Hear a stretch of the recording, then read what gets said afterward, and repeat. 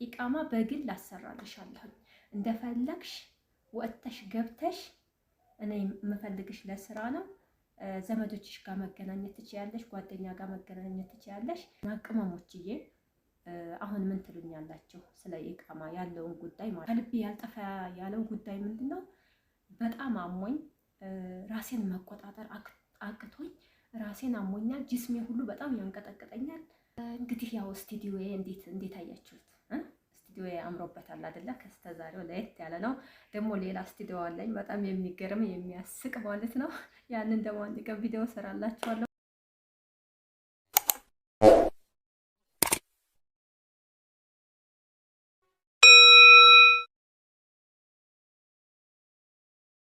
አሰላሙ አለይኩም ወራህመቱላሂ ወበረካቱ። ውድና የተከበራችሁ የመንሱራቲው አድማጭ ተመልካቾቼ እንዲሁም ቤተሰቦቼ እንደምን አላችሁ? በያላችሁበት ሰላማችሁ ይብዛ። ሰላም ለሀገራችን ይሁን እያልኩ ዛሬ በአዲስ ቪዲዮ ከቸው ብያለሁኝ። ወደ ቤተሰቦቼ እንደተለመደው ላይክ እያረጋችሁ ይሄንን ቪዲዮ አበረታቱኝ ማለት ነው። በደንብ ላይክ አድርጉ ማለት ነው። ትናንትና በጣም ደስ ብሎኛል። ከተባለው በላይ ላይክ ሲደረግ ነበር ማለት ነው። እንግዲህ እንደምታዩት ቤት ፈረሽረሽ አድርጌ ጨራርሼ የመዳምን ጉድ ልነግራችሁ ቪዲዮ ልሰራ መጥቻለሁ ማለት ነው። እንግዲህ ላይክ ማድረጋችሁ እንዳይረሳ፣ የቻላችሁ ደግሞ ሸር አድርጉልኝ ማለት ነው። አይከፈልበትም። በቅንነት እንግዲህ ወደፊት እንጓዛለን ቅመሞችዬ፣ የሀገሬ ልጆች እና ሀዋይ እንግዲህ ያው ስቱዲዮዬ እንዴት አያችሁት? ስቱዲዮዬ አምሮበታል አይደለ? ከስተዛሬው ለየት ያለ ነው። ደግሞ ሌላ ስቱዲዮ አለኝ በጣም የሚገርም የሚያስቅ ማለት ነው። ያንን ደግሞ አንድ ቀን ቪዲዮ ሰራላችኋለሁ ማለት ነው። እንግዲህ ደግሞ ቀጣይ ኢንሻአላህ ባላህ ፈቃድ ካሜራማን ይመጣል ብዬ አስባለሁ። ያው ሀሳብ ነው። እና ሀባይቦቼ ትናንትና አንድ ቪዲዮ ለቅቄ ነበረ። እንግዲህ ስንት ዓመት የኖርኩባት መዳሜ ሪከርድ ስታረግ ስልክ ስትደውል ያው ነግሬያቸዋለሁ ማለት ነው። እንግዲህ መዳሜ በድጋሚ ማታ ላይ ሪከርድ አርጋ ነበረ። ሪከርዷን ሰምቼ በጣም ገርሞኛል ማለት እንደገና እንደዚህ አይነት ጸባይ ከየት አመጣች? እኔ ሀገር ስገባ ነው እንደዚህ ጸባይ የሚመጣው። እስከ ዛሬ የት ነበረች ብያለሁ። በጣም የገረመኝ ነገር ማታ ሪከርድ ያደረገችልኝ እንግዲህ ያው በአሁኑ ሰዓት ምግብ የሚሰራላት ሰራተኛ ስላጣች ነው ብዬ አስባለሁ ማለት ነው። ለምን እኔ ሁሉንም ነገር ስለምሰራላት ማለት የምግብ አይነት እንደዚህ ደግሞ እነሱ ሱሪያዊ ስለሆኑ ይሄ ማህሺ ወረጋውና ምናምን ነገር የሚባሉ ነገሮች በጣም ይፈልጋሉና እሱን በደንብ ስለምሰራላት ትፈልገኛለች ማለት ነው። እና ስመጣ ራሱ ወደ ሀገር ስገባ እንዳንቺ አይነት ሰራተኛ አላገኝም እያለች ራሱ ስትለኝ ነበር ማለት ነው። ወደ ሀገር ልገባ ስል ያን ሁሉ ግድ ረስታ ማለት ነው። እኔ በልቤ ተቀምጧልና እና ምን አለች ይመሰላችሁ? በቃ ኢቃማሽን አሰራልሻለሁ፣ ኢቃማ በግል አሰራልሻለሁ። እንደፈለግሽ ወጥተሽ ገብተሽ እኔ የምፈልግሽ ለስራ ነው። ዘመዶችሽ ጋር መገናኘት ትችያለሽ፣ ጓደኛ ጋር መገናኘት ትችያለሽ።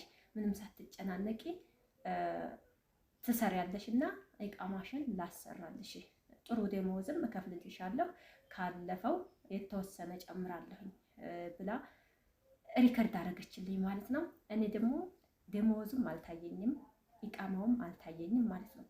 ያው ስደት ነው። ያን ያህል ምን ደስታ ሊኖረው ህይወት የተወሰነ ቢቀይርም ሙሉ ደስታ ይሰጣናል ብዬ አላስብም፣ የአረብ ሀገር ኑሮ ማለት ነው። እና እኔ ደግሞ ያ ብዙ ስቃይ ያሳለፍኩት በልቤ ውስጥ ስላለ ይቺ ሴትዮ ለጊዜው ጥሩ ልትሆንልኝ ትችላለች የተወሰነ፣ ግን እየዋልኩ እያደርኩ ስመጣ የድሮ ጸባዋ ይመለስብኛል ብዬ ስለማስብ ይሄ ነው ብዬ ምላሽ አልሰጠኋትም ማለት ነው። ለምን እሷ ብቻ አልነበረችም። እሷ ጋር ስንነጋገር ወይም ሴቷ ልጅ ጋር ስንነጋገር ቶሎ ብለው ለማን ነበር የሚናገሩት? ለወንዶቹ ልጆች ማለት ነው። ወንዶቹ ልጆች ደግሞ የሴቶቹን ወሬ በጣም ይሰማቸዋል ማለት ነው። ሳያጣሩ እንዴት ነው የሚለውን ነገር እንትን ሳይሉ ቶሎ ብለው ወደ እኔ መጥተው ለምንድን ነው ይሄንን ያልሽው? ለምንድን ነው ይሄንን ያልሰራሽው? ይሉኛል ማለት ነው። እና እዚህ ድረስ ናቸው። ሰራተኛና ሴቶቹ ራሳቸው መዳሞቹ ራሱ ቢጣሉ የሚችሉ አይደሉም ማለት ነው። እና እኔ በጣም አንድ ጊዜ የማስታውሰው ነገር ከልቤ ያልጠፋ ያለው ጉዳይ ምንድን ነው? በጣም አሞኝ ራሴን መቆጣጠር አቅቶኝ ራሴን አሞኛል። ጅስሜ ሁሉ በጣም ያንቀጠቅጠኛል። እኔ እንጃ የምፈልገው በዛን ሰዓት ቶሎ ብዬ ክላሴ ብቻ ማረፍ ነበረ። የዛን ቀን ደግሞ እንግዳ ነበርና እያመመኝ እያወቀች ምግብ ስሪ፣ ሰላጣ ስሪ፣ ይሄን ስሪ፣ ቤት አስጂ እንደዚህ ብለን ወገቤን አስሬ በቃ ራሴን አስሬ ፊቴን እንትን መስሎ ያንን ምግብ ቶሎ እየሰራሁ ሰላጣውንም ሰራሁኝ። ቤቱን ማጸዳድቼ ቡና ምናምን ሁሉን ነገር አቀራርቤ ጨረስኩኝ። ኩሽናውን ቶሎ ብዬ በግድ አጸዳሁኝ ማለት ነው። ለምንድን ነው በቃ ቶሎ ክላሴ ገብቼ ወገቤ ማሳረፍ ብቻ ነበር የምፈልገው ማለት ነው። ምንም መብላትም መጠጣትም ትዝ አላለኝም እና ጨራርሻለሁ። እንግዲህ ከሌሊቱ ሰዓት ነዓሽ ሆኗል ማለት ነው። በእኛ በኢትዮጵያ 6 ሰዓት ማለት ነው። ከዛ ምንም ስራ የለም እኮ ጨራርሼ ምግቡን አቀራርቤላት ምናምን ወስዳ እዛ እንትን ማለት ነበረ እና ክላሴ ገብቼ እንደው ገደም ምስል ምጥት ብላ ክላሴን ከፍታ አሁን ትተኛለሽ እንዴ ተነሺ አለችኝ። የዛ ጊዜ የተናደድኩትን ንዴት ልነግራችሁ አልችልም ማለት ነው። በቃ ቦግ ብዬ ያረገችኝን ታርገይ ብዬ ማለት ነው። ምን አስበሽ ነው በቃ እኔ እንዲሞትልሽ ወይም እኔን በቃ ለመግደል ነው ሀሳብሽ? አንቺ እኔ ብሞት እኮ ደስ ይልሻል ብዬ ነው መልስ የሰጠኋት ማለት ነው። ለምን ከአቅሜ በላይ ስለሆነብኝ።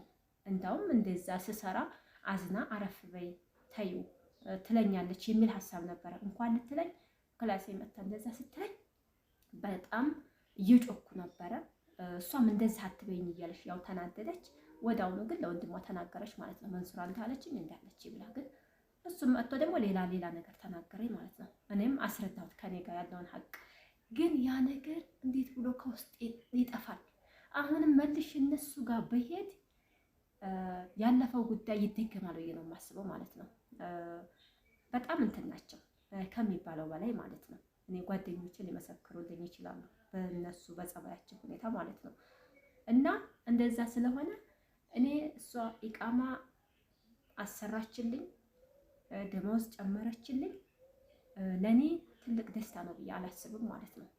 እና እሷ ግን አሁን በተደጋጋሚ ሪከርድ እያደረገች እየደወለች ነው። እስከ ዛሬ ግን ከመጣሁ 2 ዓመት ሊሞላኝ ነው። አገርሽ እንኳን በሰላም ገባሽ እንኳን ብላ አታውቅም ማለት ነው። አይገርማችሁም?